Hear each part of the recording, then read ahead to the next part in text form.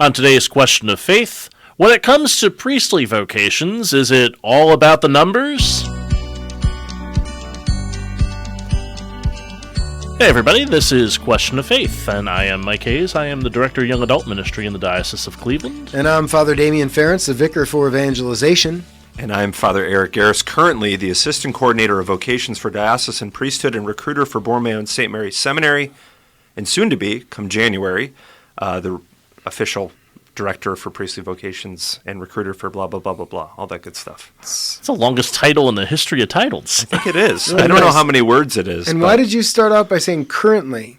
Because currently, Father Mike McCandless has been in the office for the past 12 years, and he and I are in a period of transition, and come January, he'll be moving to Holy Family in Stowe, and I'll be moving full-time. I'm already full-time, but taking over the office come January. So the complete title comes once he becomes administrator, and then, is that how? I think, well, currently I'm the assistant. So I'm not the, I see. Right. I see. Yeah, Not I'm the the guy. assistant director, not the assistant to the director. That's Right. why you That would be qualified bad. it with currently. That's currently, fine. yeah. Okay, that's cool. And to be the director. Yeah. Well, it's nice to have you on Yeah. our podcast. I'm happy to be here. Good to be here. Yeah. And so let's get into it. So when it comes to priestly vocations, is it all about the numbers? Well, I think the question is it all about? So I was thinking about this. Is it a matter of quantity or quality or both? And I think yes. I think we can get focused on the numbers, and I think that we could look at numbers and we can say, all right, the church is down in this way. We have how many retirements. We can get overwhelmed by that. Or we can press forward and say, who do we got? Who are we getting? Who are we working with? And it's not just that we accept anyone into the seminary, but we have to be able to willing, is this individual willing to receive and capable of receiving the formation that the church desires to give to them? And do they have the capacity to serve in the ways in which a diocesan priest is asked? And part of the reason we are asking this question is because for vocation coordinators or vocation directors, the number one question you always get asked How many guys? How many guys? How many guys you got? Yeah. Yeah. It comes up all the time. It does. And I will say, in being in this role for a couple of months, it's a little overwhelming because you're like, we have this many, we have this many. And it's almost like however many you have is never enough. Yeah, right. Because we want more. But my question that I've been asking when people ask me that question of how many guys do you have is how many guys have you put me in touch with? Right? Yeah, that's right. Right, because if we talk about the places in which vocations are born and the seeds are scattered and sown, it's within the parishes. And so no one becomes a priest or a seminarian because they met a vocation director who then did this, and that, all that. But like the vocation office stands down the pike and down the river from so many ministries: youth ministry, high school ministries, college campus ministry, Newman campus ministry. Right. And so by the time someone meets me, they've already pretty well undergone some semblance of formation, discernment, and exploration of a priestly vocation. So put them in touch with me. Yeah. That's good. And it's always good that's very Christ-like to respond to someone's question with a question. Yeah. And I know when I was at Holy Name High School, if it wasn't for Father Krisner, who was my high school chaplain, I saw him every day for 4 years. And I wasn't even thinking about the priesthood until after I graduated, but I knew a priest. And he knew me, and I was part of campus ministry there. And I know down at St. Mary's in Hudson, my first parish assignment, I saw my role as parochial vicar as being the vocation director of that parish. Correct. So I'm going to be doing work and talking to these guys. And then if I think they're ready, then I'll go introduce them to the vocation director. But I think some priests and some lay people and some religious make the mistake, oh, that guy would make a good priest. Let's contact the vocation director right away. No, he's coming out of a parish, out of a community. Right. So it's good that he's brought along by that community and has those mentors, right? Sure. And I even looked, don't let Bishop Molesic know that I was... We won't tell him. This is all secret. That I was reading canon law a couple months ago. Oh. Uh-oh. And I was looking, just seeing like canonically, what is the understanding of a vocation director? And it really isn't a title that's considered within canon law, because it says that all of the faithful have a role to play in supporting a culture of vocation. They don't use necessarily that wording, but it's that sense of like, it takes many. Right. And I like that whole notion of the parish priest being like the vocation director in that area, because you know these people that I don't. And so like by the time you're introducing, and a lot of times what I do is if if a priest says, hey, I've got a guy for you, I always say, well, how about this? Why don't you text me in a chat with them, and the first meeting, why don't you be present? Right. Yeah. Because like you know them and I don't know them. I thrive when in relationship, and I think relationship, identity, mission, all that stuff. But like even comfortability, like me sitting down with a guy who's discerning, I'm an official title, Right. And I'm the vocation director, and I'm the coordinator for priesthood vocations and recruiter. But like I don't have that relationship. So like, why don't you introduce me? Why don't we talk? Why don't you tell me what you see in this person, and have that opportunity like to elicit from them conversation. Yeah. Yeah, and find out from them how they've been inspired by this. Sure. In the parish that they're in. What was it like being with Father Klebo, or what was it like being Right. in this parish, and how has the rest of the parish supported you in your discernment about all of this? Yeah, and I always ask guys first meeting, it's helpful if the priest is there, because I say, so who have been your priestly influences? Yeah. Because like who has shown you? No one just knows what priesthood is without seeing it. And I think for the priest to hear a young man say, Father, I look up to you, and this is what I see in you. I see your love for the people. I see your joy. Yeah. I see how hard you work, because a lot of what you do in ministry isn't seen. But to know that like as a priest, that this is something good. Yeah. Yeah, I used to like to bring guys up to the seminary to play basketball on a Yeah. Wednesday night. So the first thing that they did at the seminary was not an official formal introduction, because they're just used to hanging out with their priest and their youth minister and their core staff. And so we just went on the road, and then they played basketball at the seminarians. And if the seminary is doing its thing well, it'll sell itself. Like if the community's healthy and the faculty's healthy, and then it'll do its own work. And so it's much more natural than like forced or coerced work, right? It's like organic work. And you allow the principle of subsidiarity to work. So youth group's working. Who are your natural like guy leaders in that youth group? Who's playing Jesus in the Good Friday, Living Stations of the Cross? A lot of times that might be a guy who people are saying, he reminds me of Jesus. All right, well, let's go chat. Yeah. And we've been doing, at least that's what I've been doing. A lot of what I've been doing is just relationship building.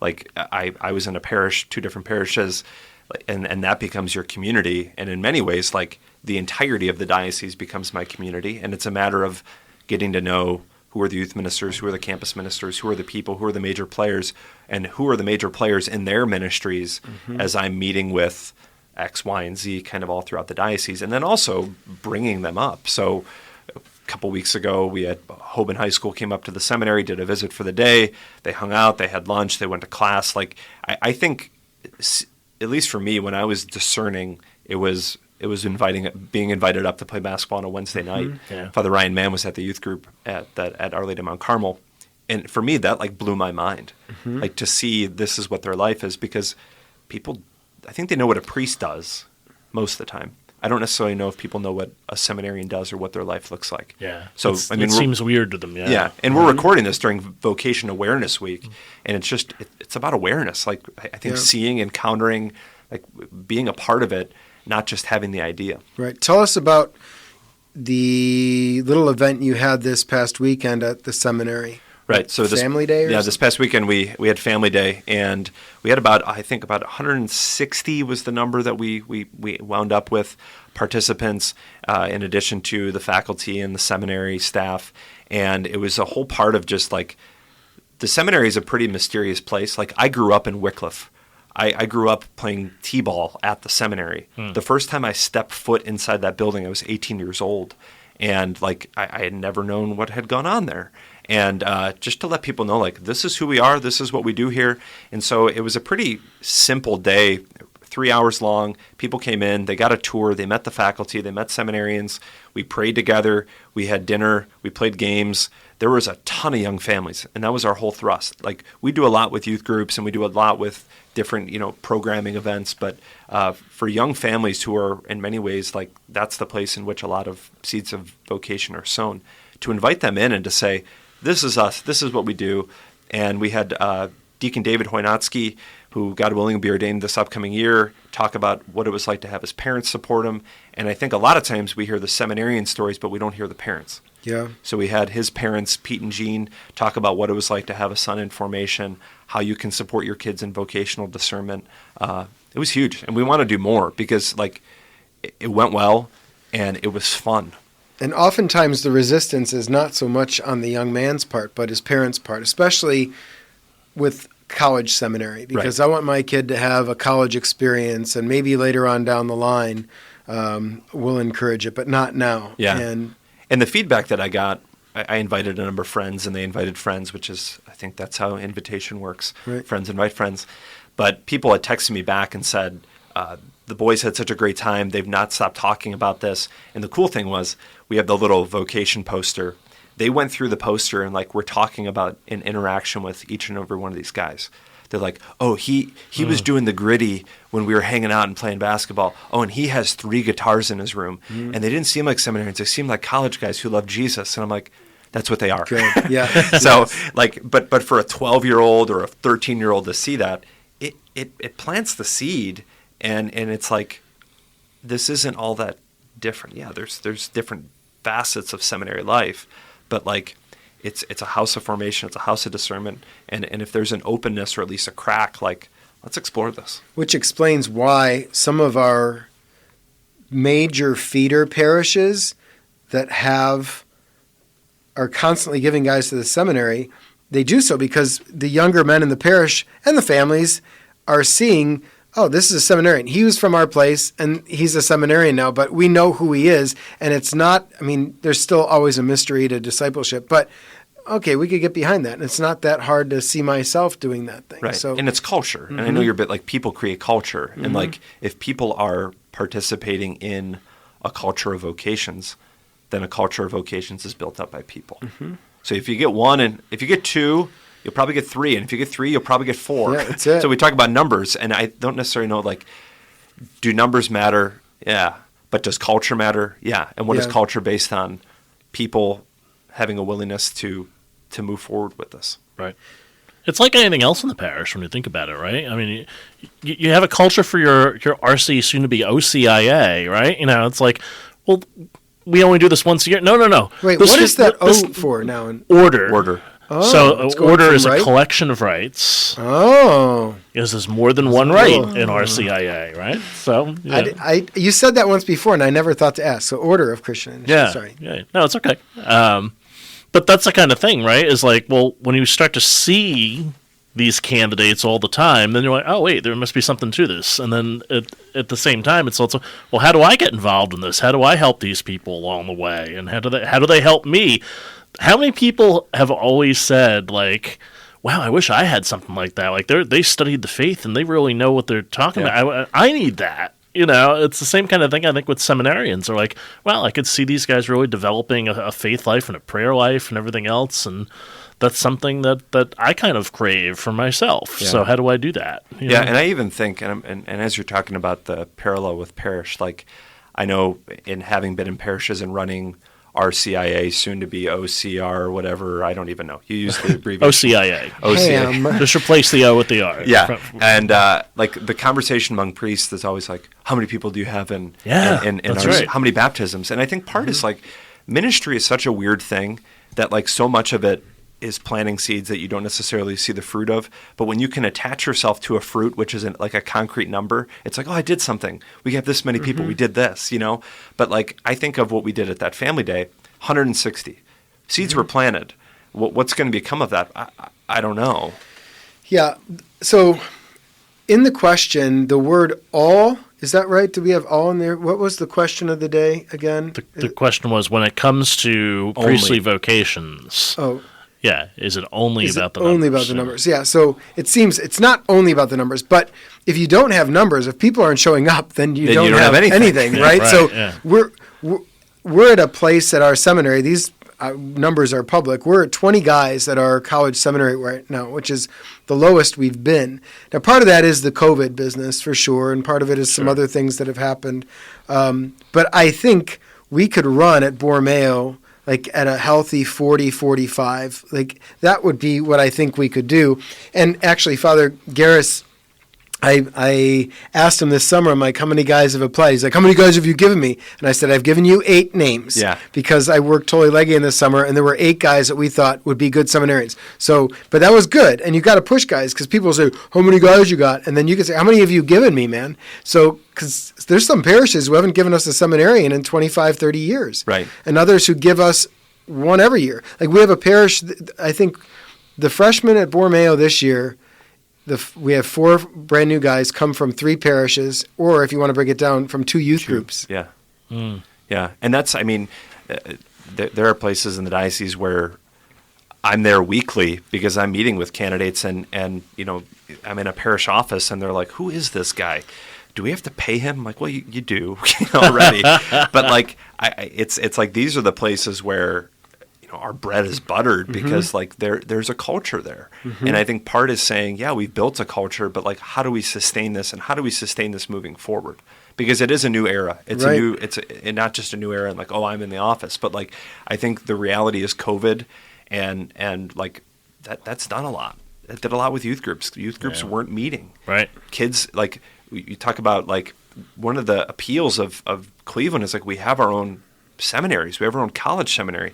And it's not a huge leap for a young man to go to college seminary, but you invite them in for a year and you talk about discernment, and their thought is, well, I already missed 2 years of college. I already missed 2 years of high school. I don't want to miss a year of college. Like the whole FOMO, fear of missing out thing is huge.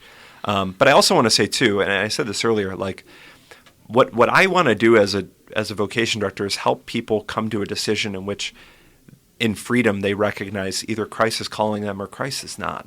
Right. Because like when it comes to numbers, we meet with candidates and we talk with them and we realize, like, you know what, you're probably not ready for this. And I don't think it's necessarily helpful. Like, we don't need to be a church that says, oh, we need as many priests as we can, because then that hurts us. That more hurts than you, helps. you know? So guys like we're shouldn't meeting be with doing them, this, and as much of it is them discerning, I'm also in a mode of discernment of like, right. Like I said at the beginning, can they receive formation? Is there underlying issues that need to be, you know, discussed and Right. you know, figured out before? That's why the whole of the church, right? You know, Yeah. when we meet these guys, you know, we have opinions about them when we see them working in parishes and you know, and spending the summer in a parish and everything else, and saying, yeah, look, this guy is awesome, right? And this is good.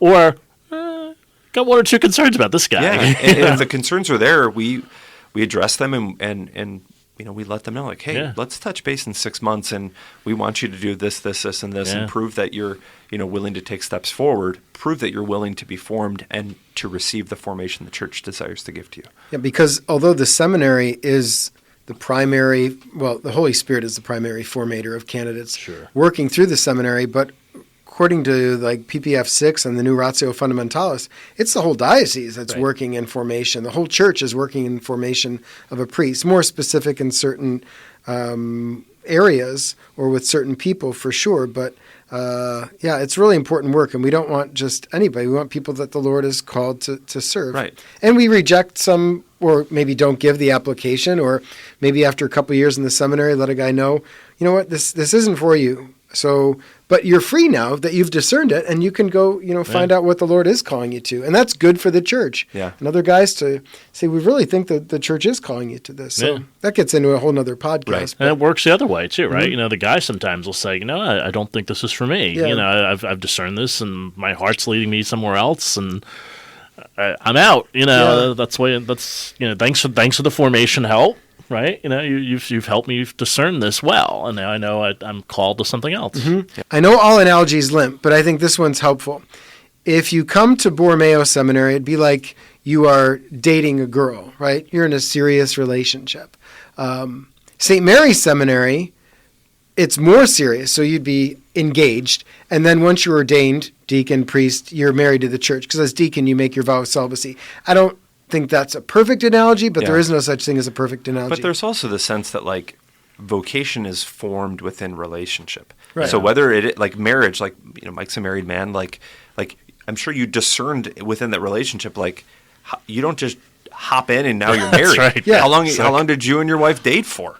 Yeah. There's Over a year. Yeah. Right. There's time there. You know, Yeah. it's spending time, it's figuring it out. And it's back to what we were saying earlier. Like, it's a two-way thing. Like, you're discerning as we're discerning you. Right. Right? I mean, ultimately, the church is the one who calls, and the church is the one who says yes. Yeah. So if a young man is thinking, man, I wonder if I'm called to the vocation of marriage, and I think I am, well, it'd probably be good to date someone and figure out if this is the person that I'm being called to marry. And maybe it is, and then maybe it's not. But that's what discernment looks like. Right. So What does you're that not person just think about discerning in your marrying? head or in a chapel far away from like the one you're discerning to be with, right? Yeah. And I've met, and there's some people who say, like, well, Father, I want to be a priest, but I don't want to be a seminarian. I'm like, that's like saying, like, I want to be married, but I don't want to date. Right. Like you I don't can't want- just, like, I think part of the beauty of discernment and formation is, like, it's a process by which, like, you're becoming. Yeah. Yeah. You know, Yes. like the other calls something out of you, be it your future bride, a person, or your future bride, the church. Like, and it demands sacrifice. I think the misnomer that most people have is that they think that the seminary is about ordination. No. Right, exactly. Yeah, It's that. It's about eventually, I mean, that's what it's formation. ordered towards. But, like, Yeah. you know, that's the end game. But also the end game is not always that. The end game is proper discernment. And, Yeah.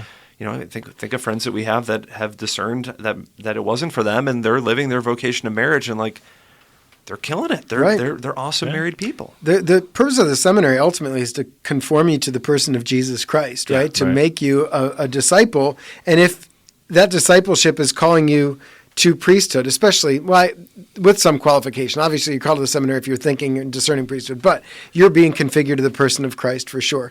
And in the meantime, your ego is going to get crushed, hopefully, and it's not all about you. And you gotta. So if you think I just want to be a priest, that's a red flag because you think you're all ready to do this and you want to jump through all the growth that takes place and the dying to self and the formation because you're literally being formed, right? Yeah.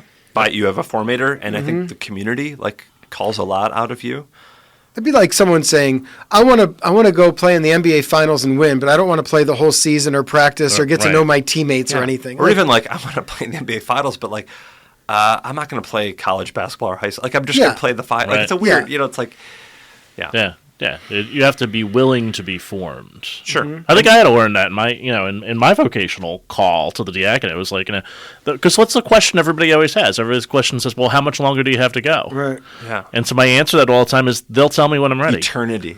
Yeah, right. I said that they'll tell me when I'm ready for ordination, but I'm always being formed. And the church teaches that too. Like in Pastoros Dabo Vobis, there's a whole section of ongoing formation. So once you're ordained a priest, you're just learning how to be a priest. And Right. I tell people that all the time, that the seminary prepared me to be a priest, right? They prepared me for that. But my first parish, St. Mary's in Hudson, taught me how to be a priest. Yeah. Because I learned how to be a priest by being a priest with the people helping form me, the church and forming that's the me. whole thing about, it's the same thing with an analogy of, like, the fatherhood, like the physical fatherhood of, like, you can prepare and you can read books when, if and when your wife is pregnant, and then you're not a father until it's there. And then you're like, So you're now this changing is a completely diapers, yeah. different thing. Like that's what same thing with my first. I'm like, seminary taught me how to be a priest, and I knew all this stuff, but I didn't experience it. Yeah. And so the church often teaches us all of these things when we're in them. We become part of a parish and we start to learn who we are. And so, Father Eric, you had a church for us this week. I did, yeah. And I've thought about this long and hard because the cool thing now is that as vocation director, I'm kind of everywhere on any given weekend. And so even in the past couple of months, I've had the opportunity to pray and celebrate Mass at different places. But I in particular, my mind always goes to my home parish of Our Lady of Mount Carmel in Wycliffe. So I was just there this past Saturday for a baptism. Good friend of mine baptized her second child. And I deliberately got there early because, like, I just sat there and I'm like, this is where it all went down. I remember being in second grade and receiving my first communion there, and I remember serving there, and I remember, in particular, we would do Stations of the Cross on Friday, sometimes coupled with benediction, and, like, there was a sense of awe and mystery and wonder there. But, like, it's also the place where I celebrated my first Mass, and, like, so that'll always have a special place for me.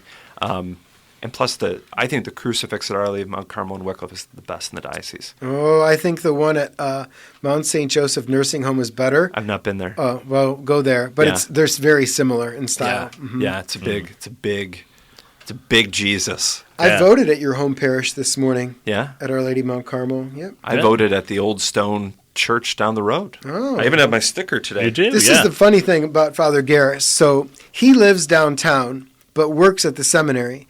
And I live at the seminary and work downtown. So Yeah. sometimes we pass each other on 90. We're We like, wave. howdy ho. Yeah. You know, actually, we don't say howdy ho. We don't. I've never seen him on the highway. No, was I just did making see that up. Father Ferns yesterday driving around the seminary, and I'm standing outside with your dear friend Jen Ricard, and we were waving and yelling. But you were like real focused. What time was it? 3:30. You know why? You're This is why. Because I flipped 300,000 miles on my Mazda 3 yesterday, and I wanted to take it to the Mazda dealership. And as I was pulling in to the Mazda dealership, that I hit 300,000 miles.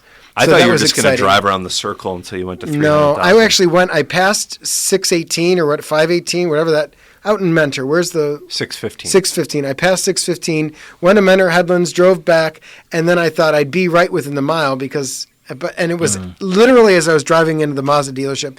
And the guys at the Mazda dealership didn't seem to. They're like, "Wow, that's cool." They didn't give you like a I'm like, cupcake? come on! I thought you were gonna like give me do something like High five, anything. Nothing. Aw. So I hit him up on Twitter, and Mazda still hasn't told me they're giving me a coupon or anything. Or a free car. Free car, yeah. Yeah, I don't Driven think I that one need- for 300,000. Why not? Yeah. Maybe some new floor mats. That's a good idea. Yeah, New cup holder. yeah. And so here on election day, and the two of you, I voted early, so I like voting early, so I did that a few weeks ago. Often? No, not often. But do you get a sticker if you vote early? Well, no. What I do, I get the mail-in ballot. Yeah, the mail-in ballot. And then I actually physically drop it off at the Board of okay, Elections, though, because I don't trust the post office to deliver it on time. Oh, I hear that so your vote isn't counted unless you take a picture with your sticker and post it on social media. oh, then my vote counts. My vote counts. Mike? I actually put the I voted sticker, which I did get in the mail, Okay. on Instagram this Yeah, morning. that's part of what So you have good. to do. I do like the sticker at the end. It's like, Yeah. you know, a little reward. It's like you run a marathon and you get a participation medal, but it's something. Not only did I get a sticker, but Sucker? no. Well, I could have. They had suckers in They Wycliffe. did, but I walked to the Rising Star in the arcade. Free cup of coffee if you show them your sticker Wow. today. Really? So this isn't going to come out today, right? Yeah, it'll come It out will this come out afternoon. Oh, it will Yeah. come out today. So go to Rising Star. Depending on when you're listening, yeah. And then our gospel for this weekend is from the Gospel of Luke. Teacher, when will this happen, and what sign will there be when all these things are about to happen? He answered, See that you not be deceived, for many will come in my name, saying, I am he, and the time has come. Do not follow them. When you hear of wars and insurrections, do not be terrified, for such things must happen first, but it will not immediately be the end. It's the end of the world as we know it. And I feel fine. Father Ference, no. I was honed in on they will seize you and persecute you, hand over you to the synagogues, prisons. Yeah. In other words, if you're going to be a Christian, you're going to have to suffer. That's part of life. And I think that's a very freeing message because then you don't think God abandoned you in your suffering. You think he loves you so much, he's allowing you to participate in his passion. And then it makes it not bearable, not even just bearable, but kind of joyful. Yeah, and I use this line, so I'm helping with the preaching formation at the seminary, and a lot of priests are like, Jesus says, if don't be afraid of what you're going to need to say, because I'll give you the words, and I'm like, but remember, like that's when your life is being demanded of you. It's not like Thursday in the 33rd week of ordinary time. God is like, I'll give you the words to say. But I think part is like, at the end of this, it's like God's in control. Yeah. So, Father Garris, we don't normally do this, but because you are the vocation director or you have some similar title, if someone is interested, how do they get a hold of you? You can get a hold of me via email, and maybe Mike can put my email in the show notes, but egarris@dioceseofcleveland.org. Are you on the social medias? I'm on the social medias. I'm at Father, Father, Garris, Garris, on Twitter, Instagram, and that's it. Yeah. Maybe you can be my... TikTok? Are you on TikTok? No, I'm not on TikTok. Do you think the vocation office should get a TikTok? Couldn't hurt. Might Does help. the diocese have a TikTok? No, we use the big three. Well, Facebook, and Instagram. YouTube if you count 4. Yeah. Yeah.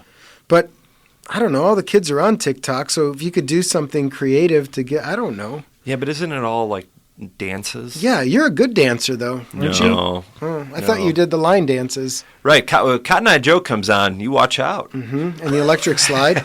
All that stuff. Cupid Shuffle, the wobble. The Dougie. Well, I mostly Macarena. That's the best. Really? Yeah. I sometimes, just in my free time, find myself Macarena-ing. I just do square dancing. Yeah. Because you're a square. I'm just kidding. Yeah, I'm square.